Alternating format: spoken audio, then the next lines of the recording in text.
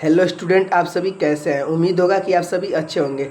आज के इस वीडियो में हम लोग 10 क्लास का केमिस्ट्री का पहला चैप्टर रासायनिक अभिक्रिया एवं समीकरण का महत्वपूर्ण ऑब्जेक्टिव क्वेश्चन देखेंगे। ये सारे ऑब्जेक्टिव क्वेश्चन आपके एग्जाम के लिए इम्पोर्टेंट है या कई बार आपके एग्जाम में पूछे हुए भी प्रश्न है। आइए ऑब्जेक्टिव क्वेश्चन को देखते हैं।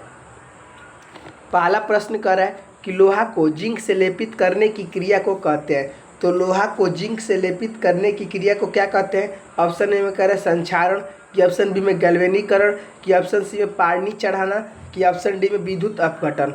तो लोहा को जिंक से लेपित करने की क्रिया को क्या कहते हैं, तो गैल्वेनीकरण कहते हैं। आप लोग इसको याद कर लीजिएगा। ऑप्शन बी आपका बिल्कुल सही हो जाएगा।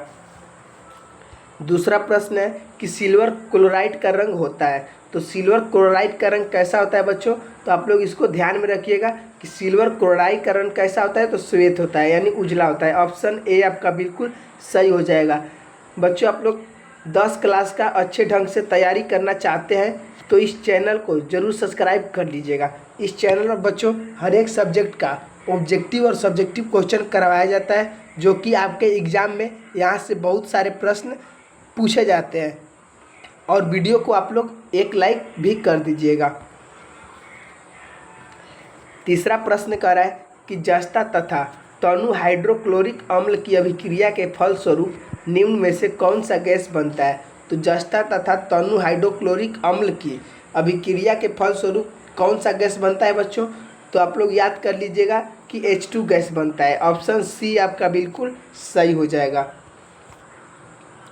चौथा प्रश्न है कि निम्नलिखित में से कौन एक दहन अभिक्रिया है, यानी कौन एक अभिक्रिया है जो कि दहन अभिक्रिया है। ऑप्शन ए में कह रहा है जल का उबलना, कि ऑप्शन बी में मोम का पिघलना, कि ऑप्शन सी में पेट्रोल का जलना, कि ऑप्शन डी में इनमें से कोई नहीं। तो कौन सी अभिक्रिया है जो कि दहन अभिक्रिया है बच्चों, आप लोग कमेंट में लिखते चलिएगा। तो पेट्रोल का जलना है वह एक दहन अभिक्रिया है। ऑप्शन सी आपका बिल्कुल सही हो जाएगा। पांचवा प्रश्न है कि साग सब्जी को विघटित होकर कंपोस्ट बनाना किस अभिक्रिया का उदाहरण है। तो साग सब्जी को विघटित होकर कंपोस्ट बनाना किस अभिक्रिया का उदाहरण है, आप लोग कमेंट में लिखते चलिए। ऑप्शन ए में कह रहा है ऊष्माशोषी, कि ऑप्शन बी में ऊष्माक्षेपी, कि ऑप्शन सी में उभयगामी, कि ऑप्शन डी में प्रतिस्थापन। तो साग सब्जी को विघटित होकर कंपोस्ट बनाना किस अभिक्रिया का उदाहरण है, तो बच्चों यह ऊष्माक्षेपी अभिक्रिया का उदाहरण है। ऑप्शन बी आपका बिल्कुल सही हो जाएगा। छठवां प्रश्न है कि निम्न में से कौन सा उत्पादन लेड नाइट्रेट को गर्म करने पर प्राप्त होता है। तो लेड नाइट्रेट को गर्म करने पर क्या प्राप्त होता है बच्चों। ऑप्शन ए में कह रहे हैं CO2, कि ऑप्शन बी में NO2, कि ऑप्शन सी है NO2 और N2, कि ऑप्शन डी में N2 और NO2 और O2। तो लेड नाइट्रेट को गर्म करने पर क्या प्राप्त होता है, तो N2 और O2 प्राप्त होता है। ऑप्शन डी आपका बिल्कुल सही हो जाएगा। सातवां प्रश्न है कि निम्न में से कौन सही है। तो इसमें कौन सही है बच्चों, तो आप लोग याद कर लीजिएगा Na2CO3 × 10H2O, जो कि सही सूत्र है। ऑप्शन बी आपका बिल्कुल सही हो जाएगा। आठवां प्रश्न है कि निम्नलिखित अभिक्रिया में अपघटन की अभिक्रिया कौन है। तो निम्नलिखित अभिक्रिया में अपघटन की अभिक्रिया कौन है बच्चों। ऑप्शन ए में कह रहा है NaOH + HCl जब बनाता है NaCl + H2O। ऑप्शन बी में कह रहा है NH4CNO बनाता है H2NCO NH2। ऑप्शन सी में कह रहा है 2KClO3 बनाता है 2KCl + 3O2, की ऑप्शन डी कह रहा है H2 बनाता है 2HI यानी I है बच्चों, ये आप लोग इसको याद कर लीजिएगा। तो कौन सी अभिक्रिया अपघटन की अभिक्रिया है, आप लोग कमेंट में लिखते चलिएगा। तो ऑप्शन सी हो जाएगा जो कि अपघटन अभिक्रिया है, आप लोग इसको याद कर लीजिएगा। नौवां प्रश्न है कि Fe2O3 + 2 एल्युमिनियम बनाता है 2Al O3 + 2Fe। दी गई अभिक्रिया किस प्रकार की अभिक्रिया है। जो बच्चों यह अभिक्रिया दिया हुआ है वह कैसी अभिक्रिया है, आप लोग कमेंट में लिखते चलिएगा। ऑप्शन ए में कह रहा है संयोजन अभिक्रिया, कि ऑप्शन बी में द्विविस्थापन अभिक्रिया, कि ऑप्शन सी में वियोजन अभिक्रिया, कि ऑप्शन डी में विस्थापन अभिक्रिया। तो कौन सी अभिक्रिया है, तो यह विस्थापन अभिक्रिया है। ऑप्शन डी आपका बिल्कुल सही हो जाएगा। 10वां प्रश्न है कि लौह चूर्ण पर तनु हाइड्रोक्लोरिक अम्ल डालने से क्या होता है। तो लौह चूर्ण पर तनु हाइड्रोक्लोरिक अम्ल डालने से क्या होता है बच्चों। तो बच्चों हाइड्रोजन गैस एवं आयरन क्लोराइड बनता है। ऑप्शन ए आपका बिल्कुल सही हो जाएगा। 11वां प्रश्न है कि श्वसन किस प्रकार की अभिक्रिया है। ये कई बार आपके एग्जाम में पूछा हुआ प्रश्न है और ये सारे ऑब्जेक्टिव क्वेश्चन इम्पोर्टेंट है। तो श्वसन किस प्रकार की अभिक्रिया है बच्चों। ऑप्शन ए में कह रहे हैं उपचयन, कि ऑप्शन बी में संयोजन, कि ऑप्शन सी में अपचयन, कि ऑप्शन डी में ऊष्माशोषी। तो श्वसन किस प्रकार की अभिक्रिया है। तो यह बच्चों उपचयन अभिक्रिया है। ऑप्शन ए आपका बिल्कुल सही हो जाएगा। 12वां प्रश्न है कि CuO plus H2 Cu plus H2O किस प्रकार की अभिक्रिया है। तो CuO प्लस H2 और Cu प्लस H2 किस प्रकार की अभिक्रिया है। तो यह कैसी अभिक्रिया है। तो अपचयन अभिक्रिया है। ऑप्शन बी आपका बिल्कुल सही हो जाएगा। 13वां प्रश्न है कि इलेक्ट्रॉन के हस्तांतरण से बने यौगिक कहलाते हैं। तो इलेक्ट्रॉन के हस्तांतरण से बने यौगिक क्या कहलाते हैं। ऑप्शन ए में कह रहे हैं संयोजी, कि ऑप्शन बी में विद्युत संयोजी, कि ऑप्शन सी में कार्बनिक, कि ऑप्शन डी में कोई नहीं। तो इलेक्ट्रॉन के हस्तांतरण से बने यौगिक क्या कहलाते हैं बच्चों। तो विद्युत संयोजी कहलाते हैं। ऑप्शन बी आपका बिल्कुल सही हो जाएगा। 14वां प्रश्न है कि नीचे दी गई अभिक्रिया में कौन सा कथन सही है। यानी जो यह अभिक्रिया है बच्चों, इसमें से कौन सी अभिक्रिया सही है। तो 2 कॉपर प्लस O2 बनाता है 2 CuO। तो यह इसमें कॉपर का ऑक्सीकरण हो रहा है, कि ऑप्शन बी में कह रहा है कॉपर का अवकरण हो रहा है, कि ऑप्शन सी में कॉपर का नाइट्रेशन हो रहा है, कि ऑप्शन डी है ए और बी दोनों हो रहा है। तो कौन सा ऑप्शन हो जाएगा बच्चों। तो कॉपर का ऑक्सीकरण हो रहा है। ऑप्शन ए आपका बिल्कुल सही हो जाएगा। 15वां प्रश्न है कि निम्नलिखित समीकरण है H2 प्लस Cl2 बनाता है 2HCl। तो यह कैसी समीकरण है बच्चों। आप लोग कमेंट में लिखते चले गए। यह एक संयोजन अभिक्रिया है। ऑप्शन बी आपका बिल्कुल सही हो जाएगा। 16वां प्रश्न है कि निम्नलिखित में कौन द्विविस्थापन अभिक्रिया है। तो इसमें कौन है जो कि द्विविस्थापन अभिक्रिया है।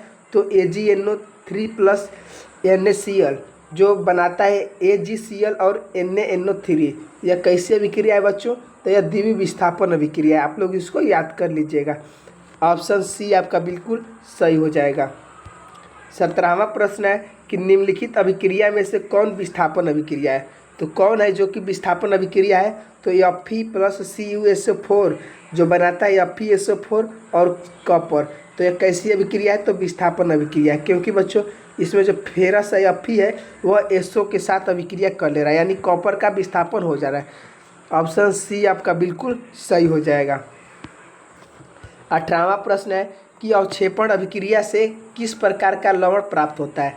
तो अवक्षेपण अभिक्रिया से किस प्रकार का लवण प्राप्त होता है। तो अविलय लवण प्राप्त होता है। ऑप्शन बी आपका बिल्कुल सही हो जाएगा। आप लोग इसको याद कर लीजिएगा। 19वां प्रश्न है कि निम्नलिखित में से कौन एक अपघटन अभिक्रिया का उदाहरण नहीं है। तो कौन है बच्चों जो कि अपघटन अभिक्रिया का उदाहरण नहीं है।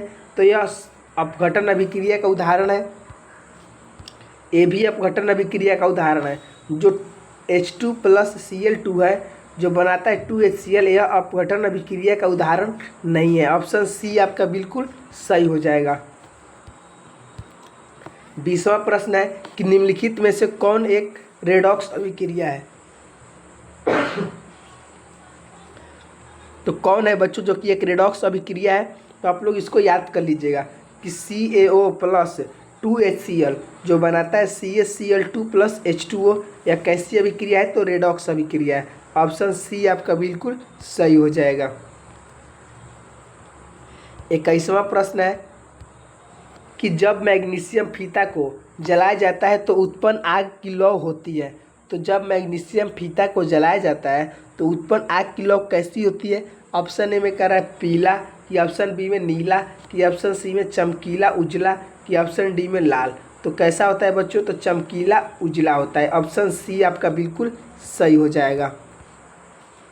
22वां प्रश्न है कि उपचयन वह प्रक्रिया है जिसमें तो उपचयन वह प्रक्रिया है जिसमें क्या होता है, तो ऑक्सीकरण का योग भी होता है, हाइड्रोजन का वियोग भी होता है और इलेक्ट्रॉन का त्याग भी होता है। ऑप्शन डी हो जाएगा सभी।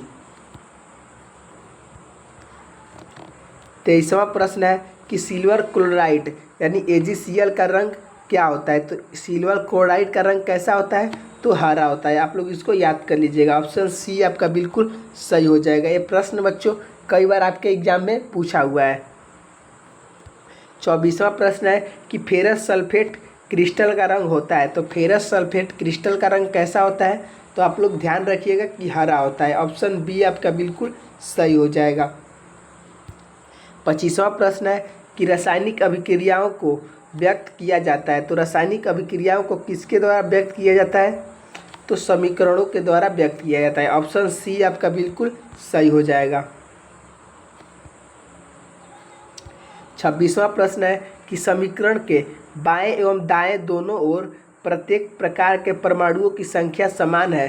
तो यह समीकरण कैसा है बच्चों, तो यह संतुलित समीकरण है। ऑप्शन बी आपका बिल्कुल सही हो जाएगा। आप लोग इसको याद कर लीजिएगा कि यदि समीकरण के बाएं एवं दाएं दोनों ओर प्रत्येक प्रकार के परमाणु की संख्या समान है तो वह संतुलित समीकरण है।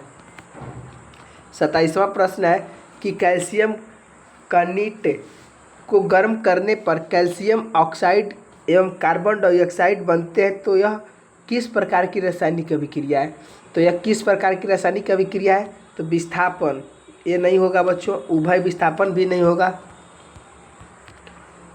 उदासीनीकरण ये भी नहीं होगा। तो कैसी अभिक्रिया है, तो अपघटन अभिक्रिया है। ऑप्शन डी आपका बिल्कुल सही हो जाएगा। 28वां प्रश्न है कि क्लोरोफिल और सूर्य प्रकाश की उपस्थिति में पौधे वायु से कार्बन डाइऑक्साइड एवं पृथ्वी से जल ग्रहण करके अपना भोजन तैयार करते हैं। तो यह किस प्रकार की अभिक्रिया है, तो यह किस प्रकार की अभिक्रिया है बच्चों, तो आप लोग जानते होंगे कि यह प्रकाश रासायनिक अभिक्रिया यानी प्रकाश संश्लेषण। ऑप्शन बी आपका बिल्कुल सही हो जाएगा। 29वां प्रश्न है कि सोडियम हाइड्रोक्साइड और हाइड्रोक्लोराइड अम्ल के बीच अभिक्रिया होने पर सोडियम क्लोराइड एवं जल बनता है। तो यह अभिक्रिया कहलाती है।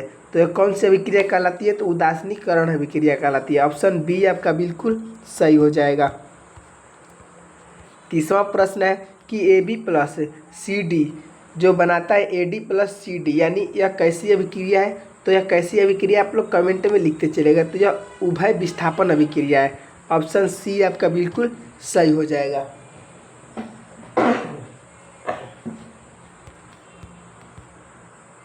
एक 30वां प्रश्न है कि दूध से दही बनना कैसा परिवर्तन है। एक कई बार आपके एग्जाम में पूछा हुआ है कि दूध से दही बनना कैसा परिवर्तन है। तो यह बच्चों रासायनिक परिवर्तन है। ऑप्शन बी आपका बिल्कुल सही हो जाएगा। 32वां प्रश्न है कि रासायनिक अभिक्रिया में भाग लेने वाले पदार्थ को कहते हैं। तो रासायनिक अभिक्रिया में भाग लेने वाले पदार्थ को क्या कहते हैं, तो आप लोग ध्यान रखिएगा कि रासायनिक अभिक्रिया में भाग लेने वाले पदार्थ को अभिकारक कहते हैं। ऑप्शन सी आपका बिल्कुल सही हो जाएगा। आप लोग कमेंट में भी लिखते चलिए। 33वां प्रश्न है कि वे अभिक्रियाएं जिनके घटित होने में ऊर्जा अवशेषित होता है कहलाती है। तो क्या कहलाती है, तो यह बच्चों ऊष्माशोषी अभिक्रिया कहलाती है। ऑप्शन डी आपका बिल्कुल सही हो जाएगा कि वे अभिक्रियाएं जिनके घटित होने में ऊर्जा का अवशेषित होती है तो वह ऊष्माशोषी अभिक्रिया कहलाती है। 34वां प्रश्न है कि काली चूना पर जब जल डाला जाता है तब अभिक्रिया होती है। तो तब कैसी अभिक्रिया होती है, तो ऊष्माक्षेपी अभिक्रिया होती है, यानी उसमें से ऊष्मा का क्षेप होता है। ऑप्शन ए आपका बिल्कुल सही हो जाएगा। 35वां प्रश्न है कि निम्नांकित में कौन उपचायक है। तो इसमें कौन है जो कि उपचायक है बच्चों। ऑप्शन ए में कह रहा है H2, कि ऑप्शन बी में CO, कि ऑप्शन सी है O2, कि ऑप्शन डी में H2S। तो कौन है जो कि उपचायक है, तो जो O2 है यह एक उपचायक है। ऑप्शन सी आपका बिल्कुल सही हो जाएगा। 36वां प्रश्न है कि निम्नलिखित में कौन सा पदार्थ सूर्य प्रकाश के प्रभाव से अपघटित हो जाता है। तो कौन है जो कि सूर्य के प्रकाश से अपघटित हो जाता है, तो KCl है, कि ऑप्शन सी बी है HCl, कि ऑप्शन सी है NaCl, कि ऑप्शन डी है AgBr। तो क्या हो जाएगा, तो AgBr हो जाएगा। ऑप्शन डी आपका बिल्कुल सही हो जाएगा। 37वां प्रश्न है कि शरीर में भोजन का पाचन किस प्रकार की अभिक्रिया है। तो शरीर में भोजन का पाचन किस प्रकार की अभिक्रिया है बच्चों, तो आप लोग ध्यान में रखिएगा कि किस प्रकार की अभिक्रिया है, तो ऑक्सीकरण अभिक्रिया है। ऑप्शन बी आपका बिल्कुल सही हो जाएगा। और आप लोग वीडियो को लाइक जरूर कर दीजिएगा। 38वां प्रश्न है कि अम्ल और क्षार के बीच अभिक्रिया होने पर लवण एवं जल बनता है, यह अभिक्रिया कहलाती है। तो यह कौन सी अभिक्रिया कहलाती है, तो उदासीनीकरण अभिक्रिया कहलाती है। ऑप्शन सी आपका बिल्कुल सही हो जाएगा। 39वां प्रश्न है कि वसायुक्त अथवा तैलीय खाद्य सामग्री को जब लंबे समय तक रख दिया जाता है तो वह विकृत गंधी हो जाता है, इसका कारण क्या है। तो उसमें क्या हो जाता है बच्चों, तो उसमें उपचयित हो जाता है। ऑप्शन ए आपका बिल्कुल सही हो जाता है। 40वां प्रश्न है और यह लास्ट प्रश्न है कि निम्नलिखित में कौन सा पदार्थ बिना ज्वाला के जलता है। तो कौन सा पदार्थ जो कि बिना ज्वाला के जलता है, आप लोग कमेंट में लिखते चलिएगा। तो जो कोयला है बच्चों वह बिना ज्वाला के जलता है। ऑप्शन सी आपका बिल्कुल सही हो जाएगा, कोयला। आज के लिए इतना ही रहने देते हैं। आप लोग वीडियो को लाइक और चैनल को सब्सक्राइब जरूर कर दीजिएगा। धन्यवाद।